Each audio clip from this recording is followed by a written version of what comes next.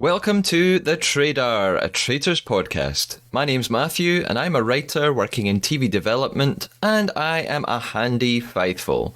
The Trader features deep dives into every episode of the hit TV competition series The Traitors, as well as interviews with contestants from the shows. And this is season 3 of the podcast, dedicated to The Traitors Australia.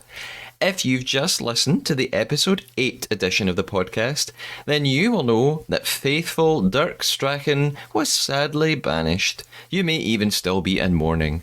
But to alleviate that, you can hear much more from him right now, because I spoke to Dirk recently all about his time on the show and about all the secrets we didn't see in the televised episodes.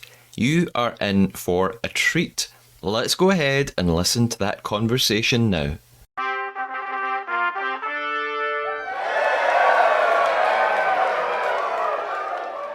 My super special guest is Dirk Strachan-Thornton. Dirk made it all the way to episode 8 of the show before being wrongly banished simply because he forgot for a moment about murder.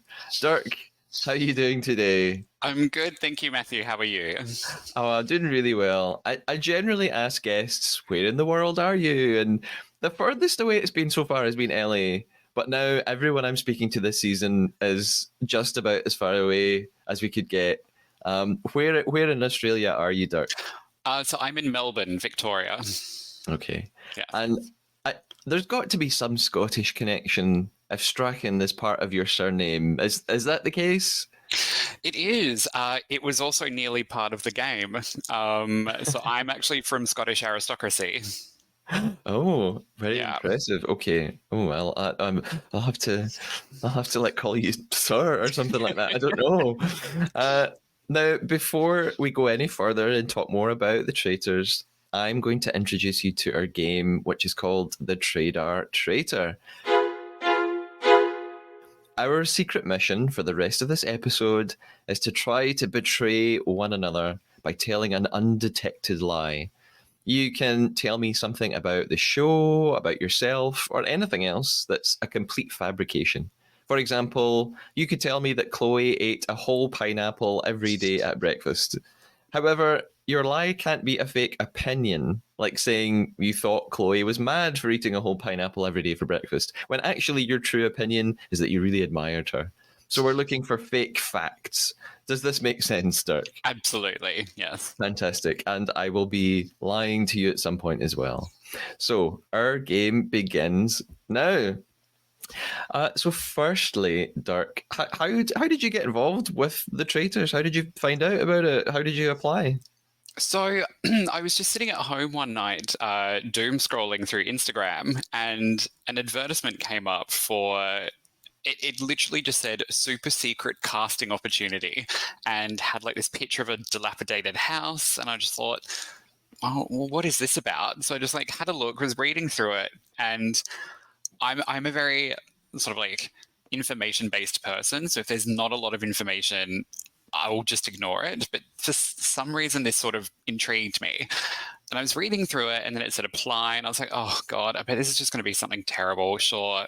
Let me go through the application. And the next thing I know, like 2 hours later, I had finished the application questionnaire, which was basically just a whole bunch of psychological questions, which I found entertaining. So I was like, oh, maybe I'm going to get a weird result at the end. And then it was just kind of like, okay, thanks. I was like, oh, all right. And then I kind of forgot about it. And then 2 weeks later, I got a phone call from someone from Endemol Shine asking me about my application and if I wanted to go any further. And I thought, oh, this actually sounds legit then. Spoke to them for a bit, organized a meeting over Zoom that day and had to have a meeting with some casting agents for it. And this was back in February of last year. And then from then, it just became like the occasional phone call, the occasional Zoom meeting. A while later, I was invited to a hotel in the city to have an online interview with the casting agents and the producers in Sydney. And then I think I was at work, and then I got a phone call saying, look, you're probably going to get cast in it, but we can't verify it for another month. So then it was just like back and forth, lots of phone calls, checking in. I had to do a full-on psychological test with the therapist. I had to do a full medical test, and then I got another random phone call a while later saying, "Oh, yep, you've been cast in it. We're going to start filming your segments in a couple of weeks." Wow. I was like, "Oh, okay." And right up until then, I had no idea what the show was. Yeah. So yeah. At some point, did you watch, the Dutch version of the show or anything like that to get a handle on it? So I couldn't find it at all. When they finally told me what the show was, and they're like, "Oh, it's kind of like The Mole, which we had in Australia." I was like, "Oh, that came out when I was very young. I don't remember watching it at all." So I watched a couple of clips from it, and I was just like, "Oh, this is so trash." Like, I'm not really a reality TV person. Like, the most I'll ever watch is Below Deck and the occasional Housewives of Beverly Hills. And I was kind of like, "Oh, maybe I shouldn't do a bit of research on this. Maybe I should just go in blind."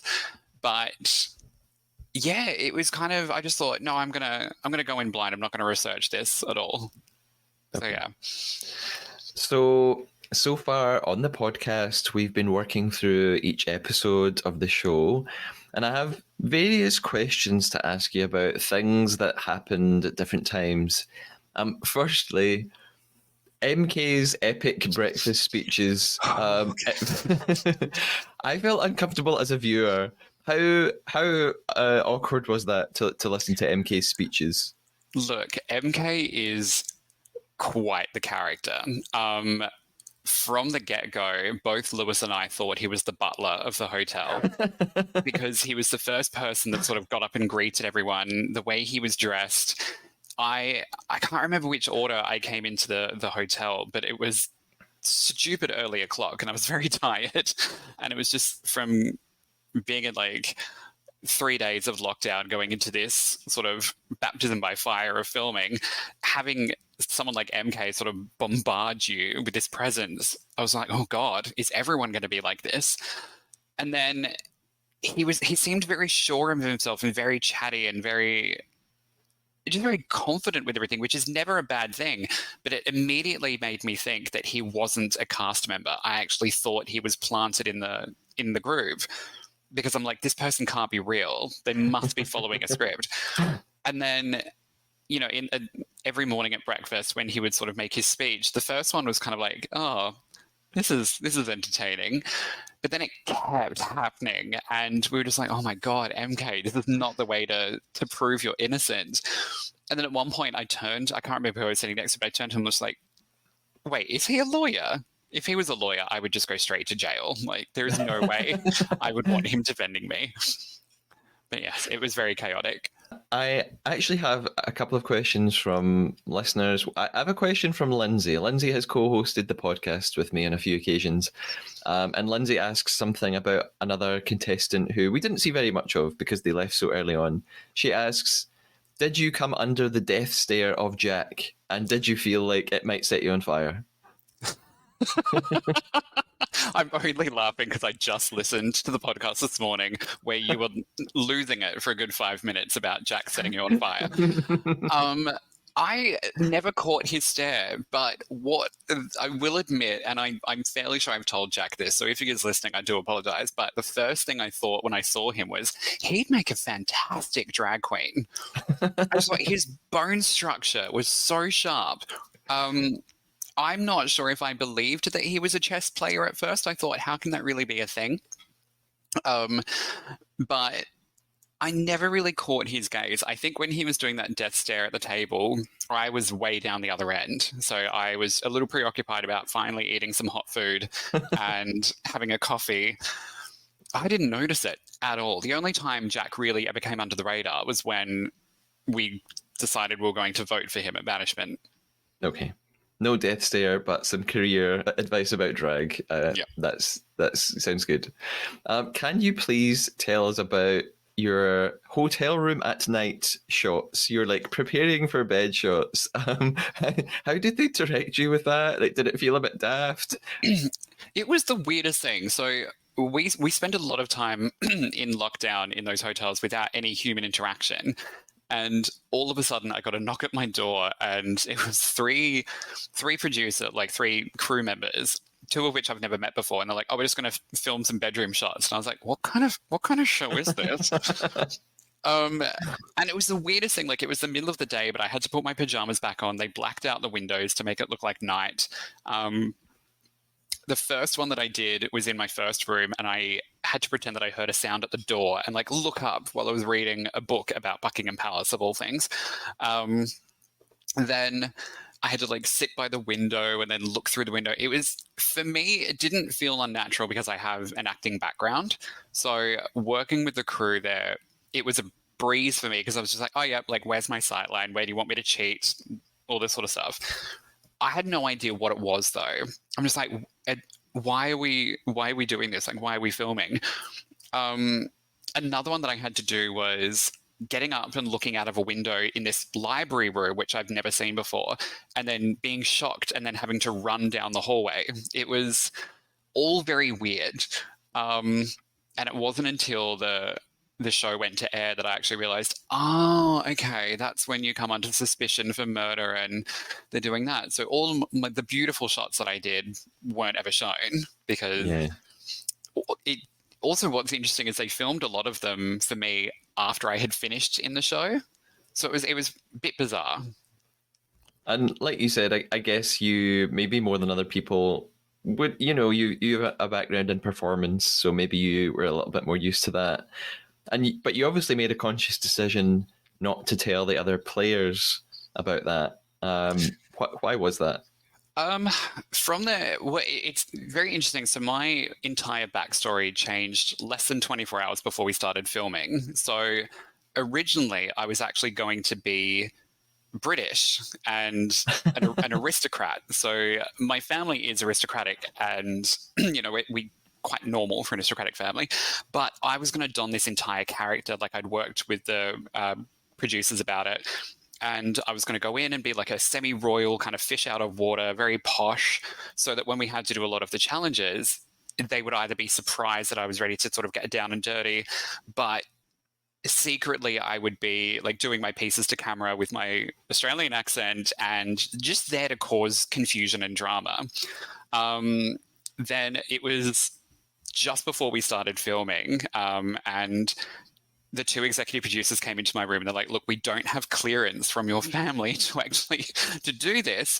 So then we had to come up with a whole new story. So they knew that I had hotel experience in the past of working as a concierge. And like, what if you go in as a hotel concierge, but you're secretly an actor? So your emotions and everything can be heightened up. And, if you're chosen to be a traitor, it's easy for you to hide like how guilty you are. And I thought it was going to be fantastic and great. And the main reason why I didn't want to reveal that I was an actor is simply because, and we saw this in the UK version as well. I can't remember her name, but she was in EastEnders. And Maddie, and she didn't reveal that she was an actor because she didn't want people to think she was fake with her emotions. And it worked in my favor because I was able to sort of cry on cue at any chance and act shocked and surprised. It just didn't really work in my favor that I ended up being a faithful. So it just looked like I had something to hide. So it was a bit hit and miss, but yeah, I just didn't want people to think I was fake when I was just playing the game. Yes, that makes sense. Now, I can't possibly not ask you a couple of questions about one of the most crucial characters in the Traitors Australia, and that is Chloe the Clairvoyant. Firstly, can you clear up one of the internet's wild rumours that Chloe was a plant? What I think one of the pieces of evidence people have for claiming this is that when she named traitors, she named 4 of them, and there were 4. What's did you know there were 4 traitors, or was that just a coincidence? So here's a bit of truth. She actually named 5. So she said the 4 names, and then during the banishment, she said, and one more person who I like, and I'm not going to name. So she did actually say there were 5. There was a lot of Chloe that was never shown. I can 100% confirm that she was not a plant. One of the most and this is so frustrating because I was so sure that this would be aired and it would be incredible, but for some reason it was never shown. When Chloe voted for Jack, she made this big prediction, and part of it was included. So she said, I think on the episode it just says, I've consulted my spirit guides and they told me to go with Jack. Yeah. What she actually said that was edited, and it's incredibly dramatic, she actually said, I've consulted my spirit guides, and I'm sitting about 3 people down from her, so I rolled my eyes because I was like, oh, here we go again. And she said, and my spirit guides have told me he had it coming. He had it coming. He only had himself to blame. Life is a cabaret because, Jack, you're a cabaret performer. And I am so surprised that no one else in that room saw how shocked I was at this, because obviously I've come in as an actor. I had just finished doing a production of Chicago before I came in. Oh, wow. And I'm a cabaret performer, and my stage name is Jack London. Oh, yeah, of course. So her entire prediction was 100% about me, but obviously she saw someone whose name was actually Jack and just aimed it at them. Because I do believe people have a gift and everything. I don't go as far as people charging money for it, because I think that's just a bit of a snake oil merchant thing. But I just think she was in an environment that was very overwhelming for her gift. So she had a lot of voices kind of screaming the same things. She didn't know where to direct it. So there were a lot of things she said that were correct. And I remember going in to do my confessional piece to camera and freaking out about what she had said about Jack. And I just said, okay, well, I've got to pretend that she's not real anymore. Like, I've got to pretend that she's not legit. And, you know, she was so wrong about aiming it at Jack that, okay, great. Anything else she says, people aren't going to sort of believe. Because she'd also spoken to me a couple of times throughout the first couple of days and made some predictions about my personal life that were very true. And we kept in touch long after the episode as well. And I just said, look, I 100% believed you. When I told her what she said was about me, she's like, I knew it. So I definitely believe she was real. And I was really upset the way that she left. I would have loved to have seen her a lot further in that game. I reckon she would have done really well. That's very interesting to hear, because, there were, in the program, the appearance was that you were really not convinced by her, like when you were doing the train challenge and she was making her predictions about how you would all win. So yeah, that's and I spoke a little bit about this on previous episodes. I wondered if Chloe left because she was getting things wrong and that was sort of embarrassing, that, that was going to be shown on TV. We did say to her a lot that we were getting a bit frustrated that anything that she said was always from her spirit guides. We were never really believing that anything she was saying was from her own opinion. And I think it was Justine or Fee brought it up a few times at banishment or the pre-banishment, just saying, look, you say that you have things to share, but we want to hear what Chloe has to say, not what these spirit guides have to say. Like, we're in a 100-year-old hotel that's probably had many, many ghosts. We want to hear what Chloe has to say. Yeah. And I think, especially that night that she left, it was a very, very intense banishment. It was one of the first times that we actually had to stop production twice because of arguments breaking out. And I think it was just really intense for her, and people were getting really anxious and in sort of hostile, and it just was not the best environment for her. I think a few of us actually were ready to call it quits then. I know Fee had to leave the room at one point and we had to do a production break and I had to regain composure, and I actually had exec producers and HR in my room afterwards asking if I was okay because I may have lost my temper with MK. So it was a very hostile night, and I think she made the right choice to leave when she did. But I would have loved to have seen her just be more authentic and say more opinions from herself and not from her spirit guides. I think that's where the problem was, because we just couldn't believe it. Yeah. I mentioned the train challenge. You were very good in the paintball challenge, and you seemed quite surprised with yourself. What was your favorite and least favorite challenge? I think my favorite challenge I really enjoyed the first one we did at night. I wasn't a fan that it was at night because it was really cold.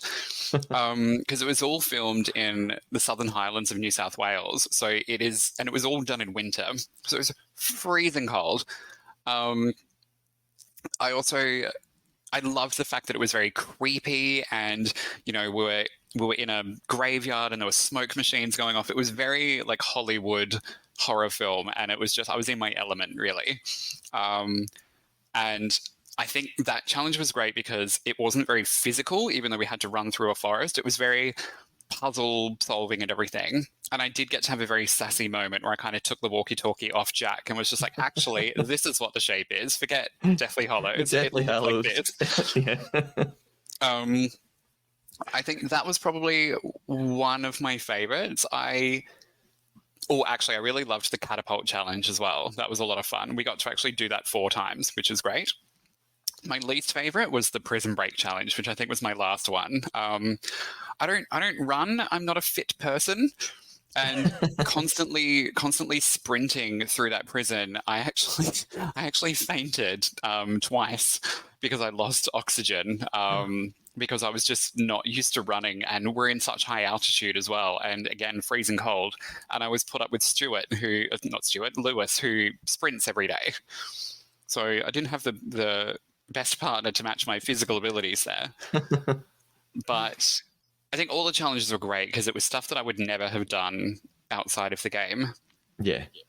And I mean, as a viewer from the UK, I think a lot of us really liked watching the Australian challenges because they seemed like they were on a slightly bigger scale than the UK and the US ones. So that was enjoyable for us.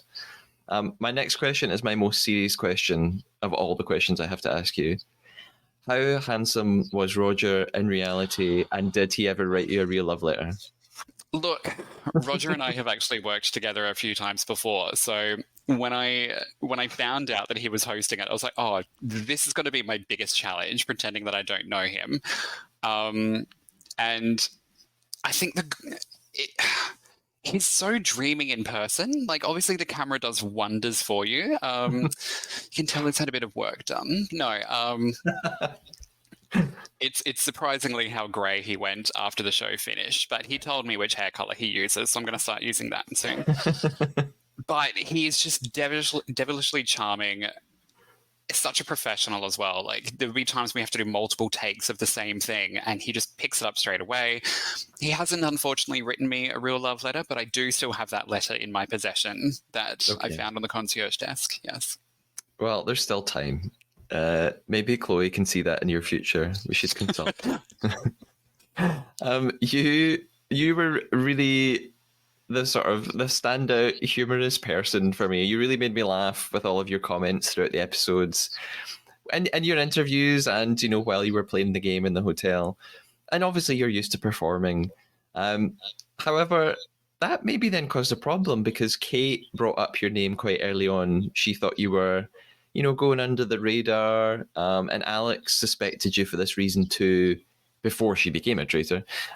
She thought that you were too carefree. Do you sort of regret, being, behaving like that, being funny? It's a very weird thing. So I think a lot of us went into the game thinking that we would be the best player ever. How the game was described to us is very, very different than what actually happened.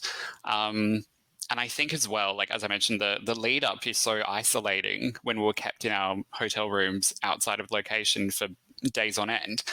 And then to walk into this beautiful setting with about 20 cameras in your face that you have to ignore, it really kind of just shocks you a bit. And it kind of pulled me out of my game plan a little bit. And I think meeting everyone and sort of seeing all these different personalities and then going into the banishment room, and you kind of have a one person that kind of takes charge of each banishment.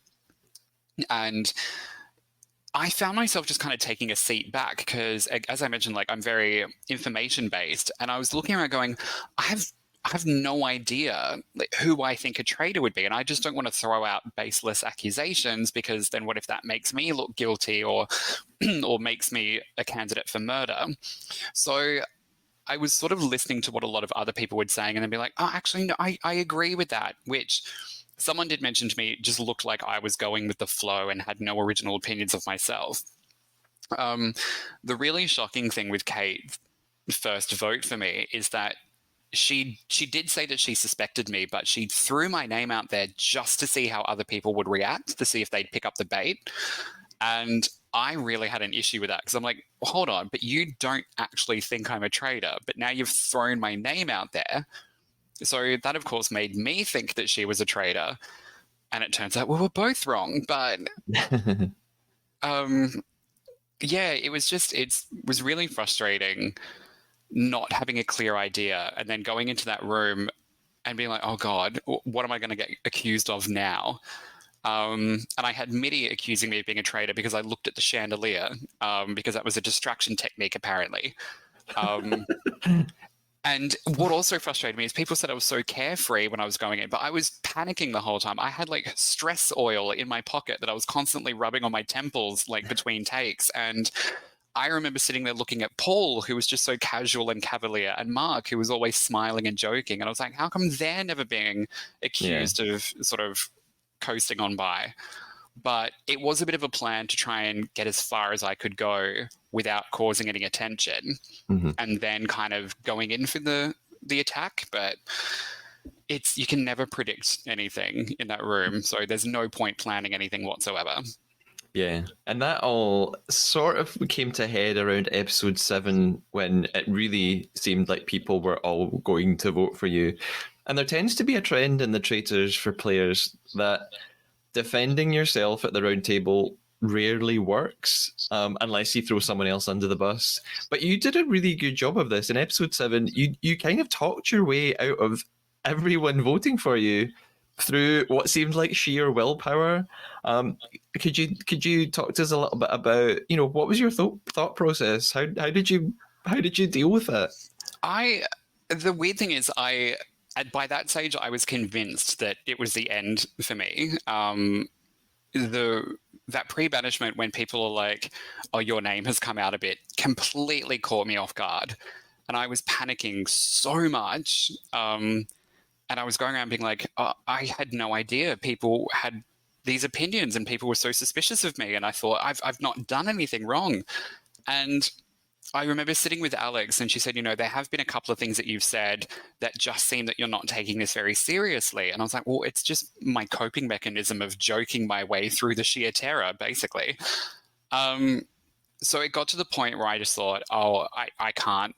I've seen how vicious these people get in the banishment room. I'm not going to be able to save myself.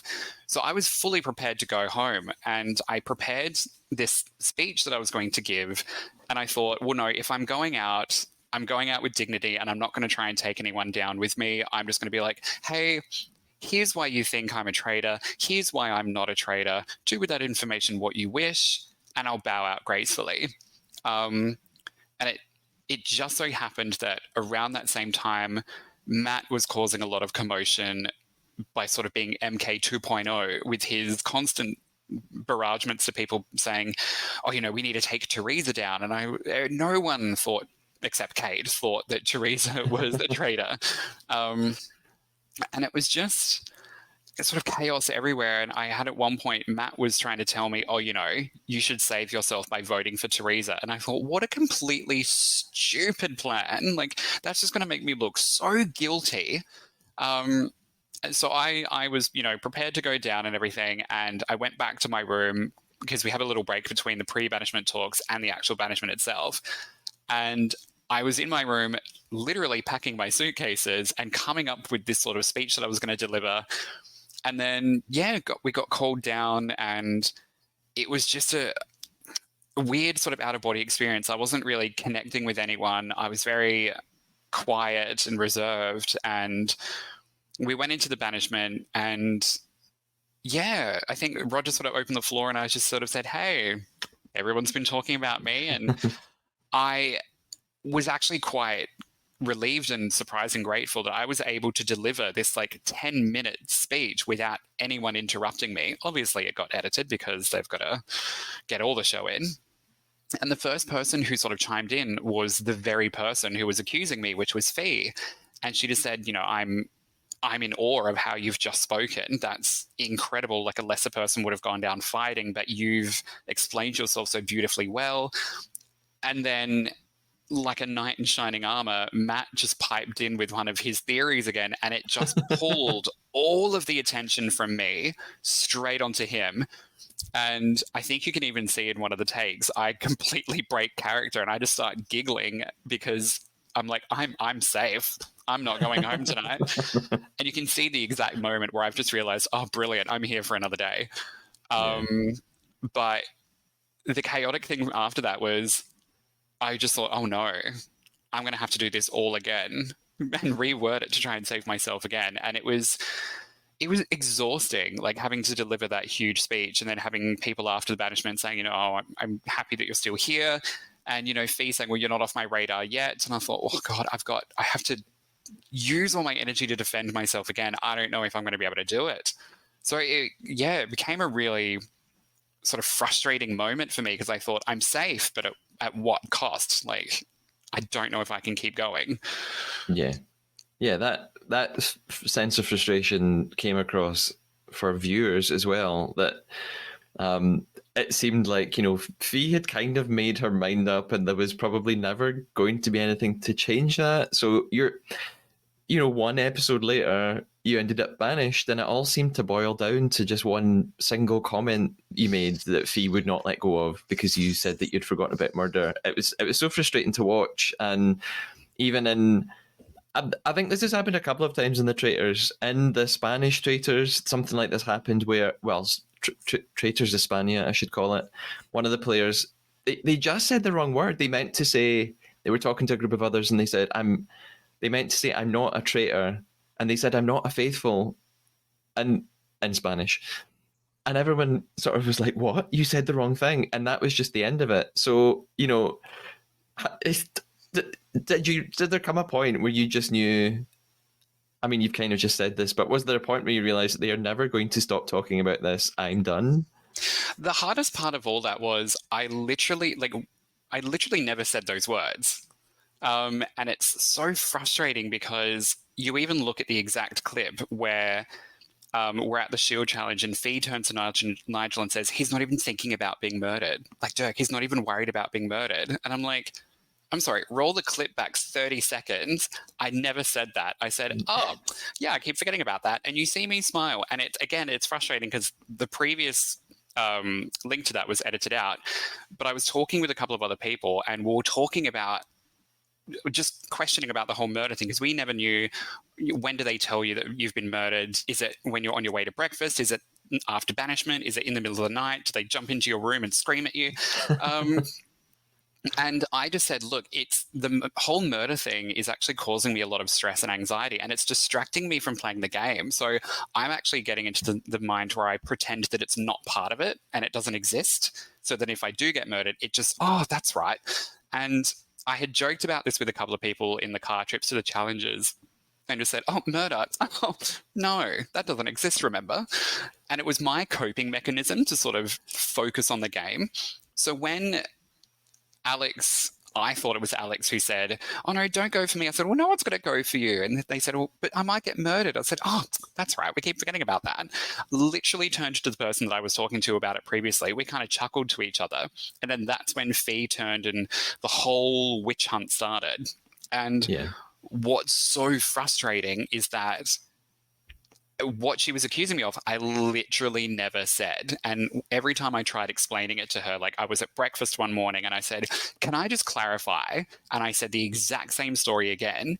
And before I could even finish it, she just said, no, I'm not believing you. I'm not buying it. I'm like, well, would you like me to finish what I was saying? And she just refused to listen. And I thought, okay, she doesn't want to look foolish for listening to the wrong thing. So she's just going to keep lying. Mm-hmm. To send another faithful home. And I remember having my chat with the producers that night during my sort of to camera piece, and it was hilarious because they're just like, okay, well, you delivered such a heartfelt speech last night.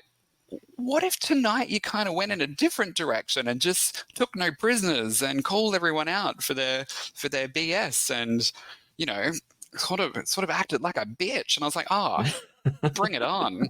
So we went into that banishment, and straight away I just looked at Fee, and you could tell she was getting ready to deliver a speech. And she went into her usual rant where she has a very misplaced sense of self-assuredness. And I should preface this by saying I absolutely do adore Fee. She's one of the strongest women I know in that game, and I would never want to be in a fight with her, but there is no one else I would rather have my back in a bar fight. She's incredible when she has an opinion and will go for it, which is something that she has to be incredibly admiring herself for. But as soon as she started in on it, I was like, oh, this is not going to end well. And she said her piece, and then without even just like hesitating, I said, okay, cool. How about I tell everyone what actually happened? And then I told the truth. And then, of course, it was a big back and forth. And there were lots of accusations from people that weren't even privy to the conversation at all. And I just sort of was saying, look, everyone is saying that we shouldn't be focusing on what happened in the last 24 hours. We should be focusing on what's happened from the start, from day one. And I said, there's people in this room that have been acting suspicious since day one, and no one has addressed it except me. But you guys are accusing me of not having an opinion. And the fun thing is I was actually supposed to start an argument with Kate as per direction from the producers. And she didn't pick up the bait, but Fee did. So then I started fighting with Fee. And by that stage, I'd actually decided that I was done with the game. I couldn't mentally and physically handle any more of it. And I just thought to myself, look, if I'm going to go out, it's going to be via banishment because I want to have the last word. And that was probably the only time in banishment that I was genuinely really playing up the emotions. It got time to I was very angry with everyone because I was just so frustrated. And when it came to the vote, I just knew that everyone was going to vote for me because it's the easy way out, because that's what we've all been doing. And the votes came through, and it was when I received a couple of votes that were very personal that I genuinely started feeling very upset. And all the way up until Roger called my name and called me to stand up next to him, I was just like, okay, it's fine. I get to go home after this. I get to see my friends and family. I get to get my phone back. It'll be fine. So yeah, all the way leading up to my banishment and my reveal, it was very intense, but I made sure that I kind of went out all on my own terms. Yeah, and your reveal speech was just so fantastic. Was that totally off the cuff? Did it feel secretly quite good to sort of stick it to everyone right at the end? It was definitely a planned speech. It was one of the other ones that I'd rehearsed because everyone, I was getting so annoyed with so many faithfuls going home because people had put just said the beliefs in the wrong place. And I kind of wanted to shake things up a bit. And my whole aim throughout the entire game was to cause drama and confusion. So I really wanted to sort of stick it to Kate a little bit and be like, I love that you are such an incredible game player, but I really need to shake you up a little bit. And same with Fee as well. I kind of wanted to just knock the wind out of her sails a little bit, being like, your confidence is misplaced, but it's great. And so when I sort of stood up and delivered my misleading speech, being like, oh, I'm not a hotel concierge, which again, they edited for some stupid reason to say that I'm not just a concierge. And when I revealed that I was an actor, I gave a little wink to Roger. I was like, hey, buddy. And then I could see everyone reacting, be like, oh no, he's going to reveal that he's a traitor. And I made sure to look at each person around the table, so I could kind of see their reactions to see, are you reacting as a traitor, pretending to be surprised? Yeah. And just to sort of make sure that I cleared over any negative cracks or anything, because I had snapped at a couple of people and I wanted Kate to know that I wasn't upset with what she did and that Fee wasn't upset by yelling at me or anything. And when I kind of just said, but sorry guys, I'm actually a faithful, you could see through the room, everyone just going, wait, what? And I just took my little bow and waved and made sure that I locked eyes with Teresa and was just like, bye. And yeah. And then the hilarious thing is after I was banished, I was actually kept in a side room while they were out sort of having drinks afterwards. And I could hear them talking and hearing them acting, sounding so confused. and Kate sort of saying, I don't know what to think anymore. It was just delicious. And I just thought, mission accomplished. I've done exactly what I wanted to do. And hopefully from here on out, the banishments will go very differently. Yeah, there's this fantastic shot actually when you've made your speech, and there's a shot where you can see Kate and I think Paul and Alex, and I mean Kate's jaw is literally like it's practically on the table. It's just the best TV ever. It's such a great moment, and you. That was an interesting time for you to be banished because it was the first banishment room where Alex was now a traitor, and I wanted to ask a couple of questions about your thoughts on the traitors. That morning after Alex had been recruited, you and Kate were the first two at breakfast. Alex walks in. Did you have any idea that she was behaving differently or anything at all? The only two traitors I'd never suspected were Marielle and Alex.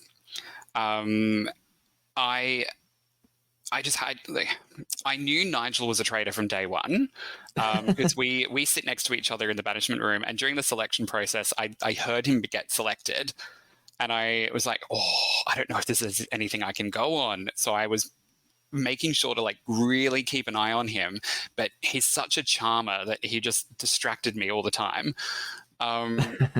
Alex, I absolutely adore Alex. And as soon as I found out that she was a traitor, I was just cheering for her so much. She was one of the only people that never had any accusations thrown at her in that room at all. She was very, very clever in speaking up and, sharing her opinions as well, but in such a clever way that never drew any attention to herself. And she never looked guilty. I am beyond impressed with how she played that game.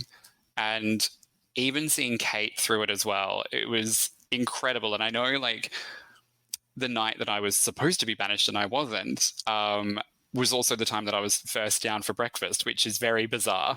And of course, the first person to come in after me is Kate. So we had a moment where we were actually together for a bit. And I really wanted to sort of just use that time to convince her, Kate, you are wrong. Like, I'm not a traitor. Come on.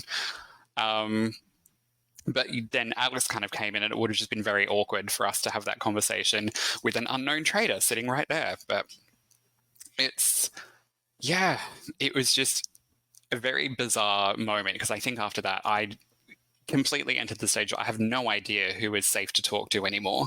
Yeah. So, yeah. And at what point when did you find out who the traitors were? I mean, was it when you watched the program on TV, or did the players talk amongst themselves, after filming?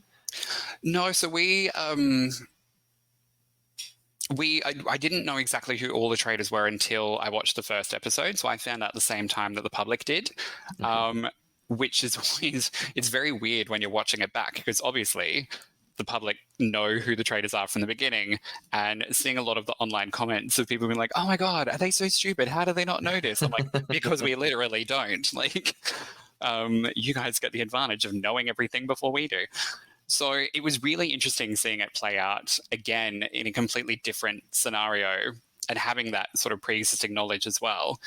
And there were a lot of times when I was kind of looking at myself, and there was a moment where I was sitting on a couch with Claire and she was talking to me, and my friends and I were screaming at me going, no, she's the enemy, stop talking to her. But it was Claire. She was like the mum in the group. You didn't want to think she was a traitor. But yeah, very bizarre watching it back, knowing who the traitors were from the beginning. Yeah. And my final couple of questions are from Robbie on Instagram. And Robbie has asked something about the same thing, about traitors. He says, looking back now, what do you think are more obvious tells someone is a traitor that you missed when you were on the show and in the game?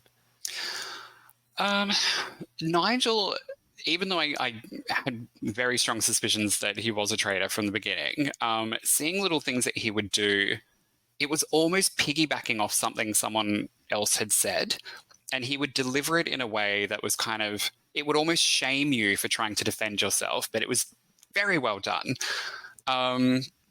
Angus we picked pretty quickly because his whole mood changed. Him and Claire were very similar in how we were able to sort of find out that they were traitors. Their mannerisms just changed completely, and it was almost like it was a weight that was too heavy to bear for them. The hardest part as well is, a production obviously tried to keep us very separate between takes, especially when we're on location doing challenges. And that's when you would notice that a lot of people would sort of let their guard down a bit. So a lot of our little things that we realized actually happened off camera, much to the annoyance of the crew. But like the whole Jack and Olivia thing, all happened off camera. So they tried to get us to not talk about it. We're like, oh, but it's an entire episode now. So yeah, it was really bizarre. Like, yeah, the only person that completely stumped me was Marielle. Honestly, had zero idea that she was a traitor. And Alex, of course, by the end. Yeah. And it's really interesting hearing you say that you, from very early on, you thought Nigel was a traitor, because it seemed, well, up until this point, we're on episode 8 of the Traitors Australia, really no one has mentioned Nigel at all. And have you watched the UK Traitors? I have. I loved the UK version. So I spoke to Ivan on the podcast, and Ivan said that he knew almost instantly that Amanda was one of the traitors, but again, no one ever mentioned that in the show until she was banished. So it's interesting to hear people saying they knew really early on about one of the traitors. Is that because, do you think, does that not come up then at the banishment room because there's no point in you voting for someone when you know no one else is going to? Like, how much of it is sort of political, or how much of it is based on just numbers and statistics? It is as well. Like, I thought Paul was a traitor for a moment because he was just so carefree and nothing ever seemed to bother him. And again, I was getting so frustrated that he would come up in conversation a lot, but no one would ever vote for him. And it was when everyone was sort of saying to me, oh, you never have a different opinion, you sort of follow everyone else. That's when I was like, okay, fine, just to be different. Paul, I think you're a traitor. And he looked really shocked. And he's like, well, I'm not. I'm like, absolutely, convince me. Like, we'll have a chat. And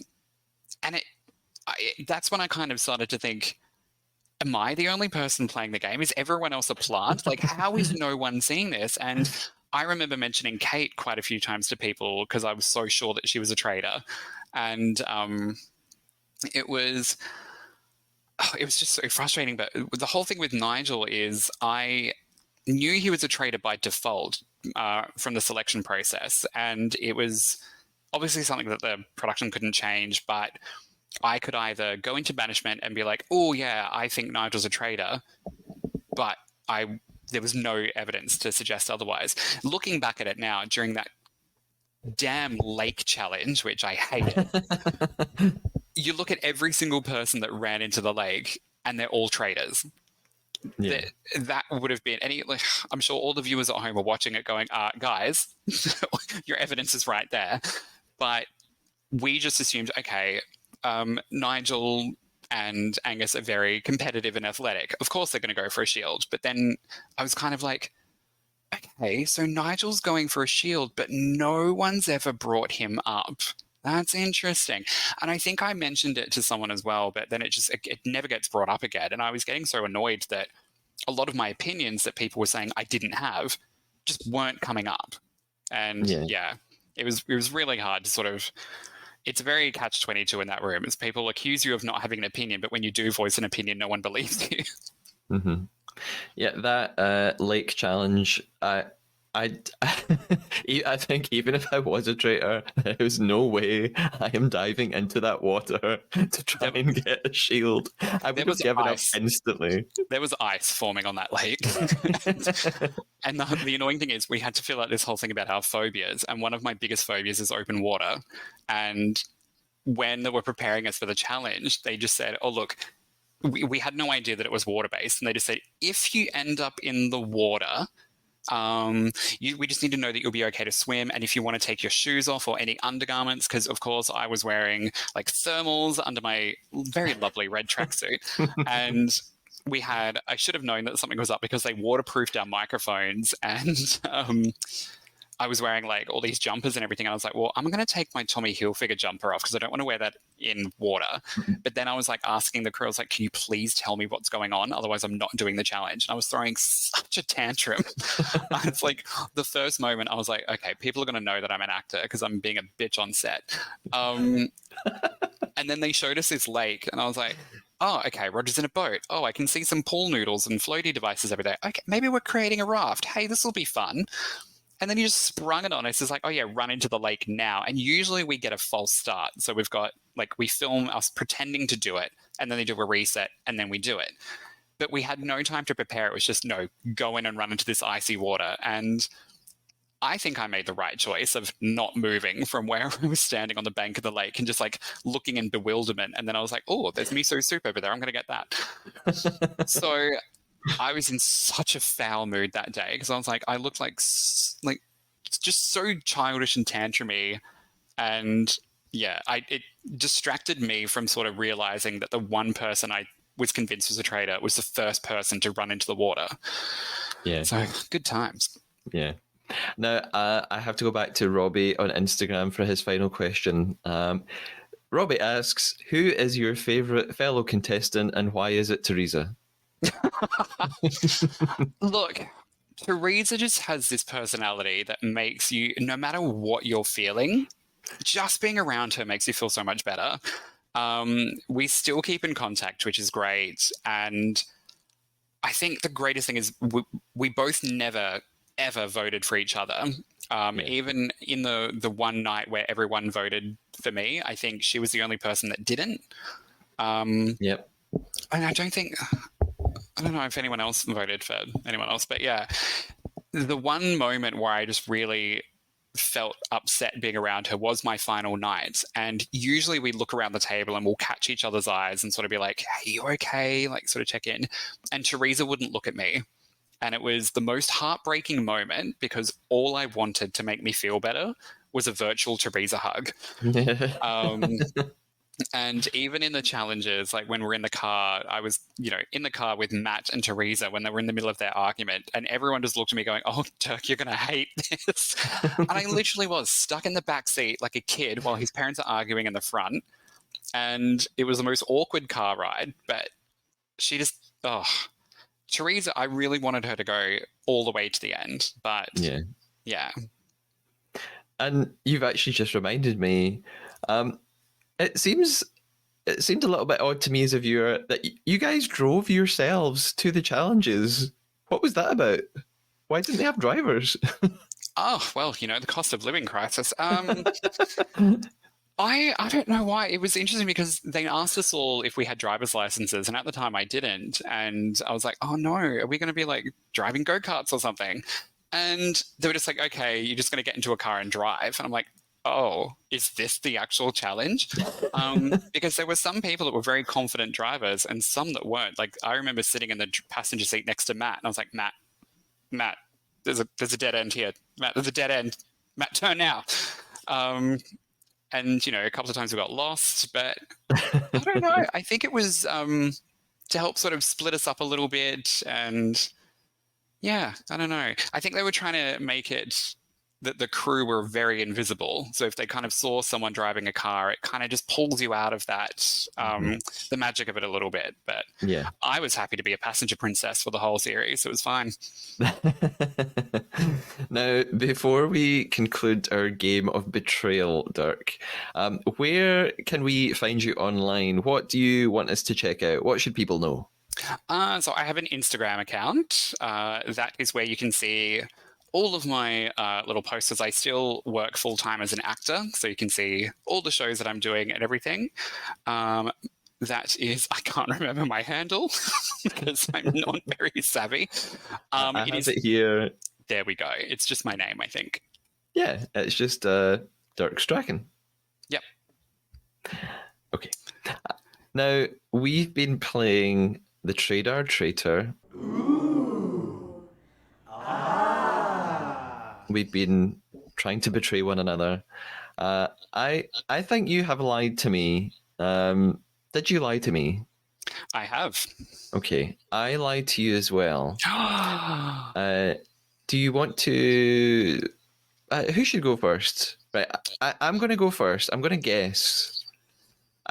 Sometimes I forget to make notes, but this time I made several notes as you were speaking. I've written down like 5 things that you could have possibly lied about. So God, this is the worst first date ever.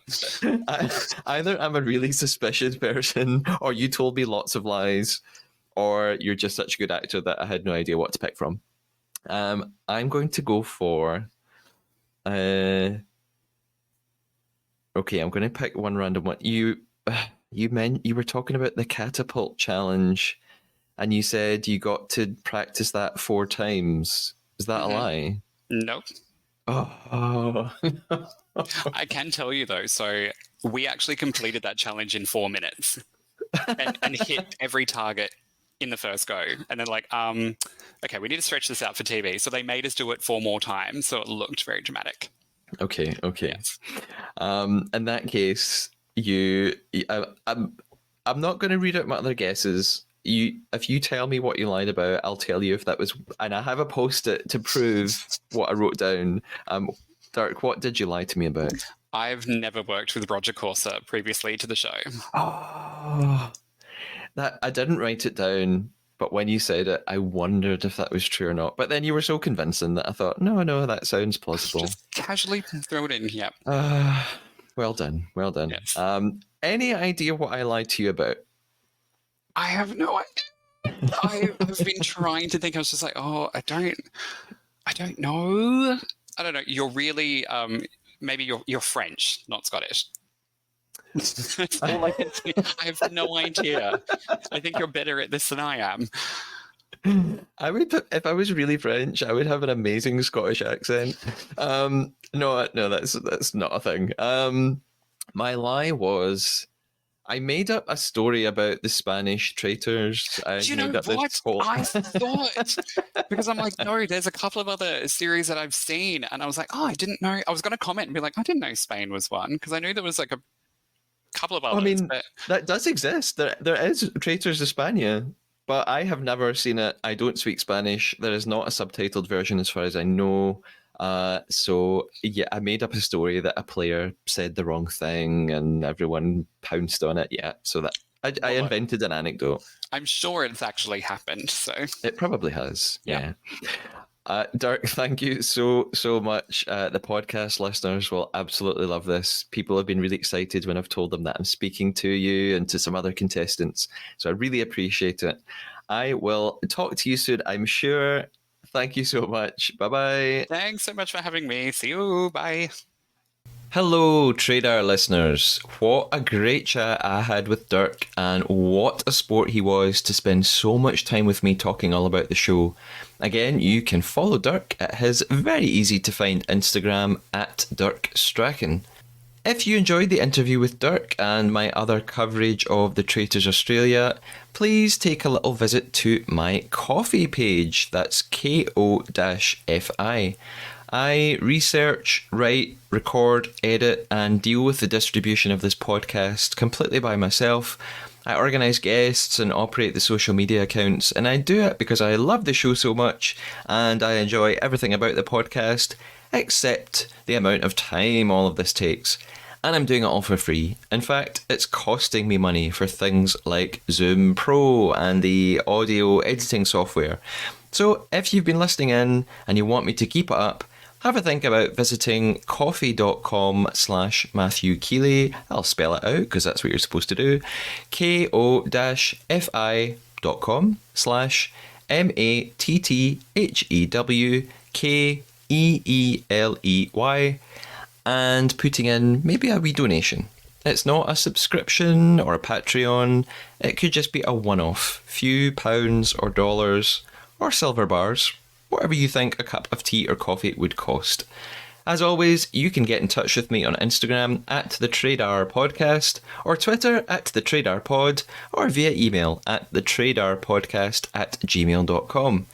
I'll be back with a returning co-host for episode 9, and if you've already watched that episode of the show, you'll know it's a biggie, and I have a biggie interview special to follow that. Until then, stay faithful.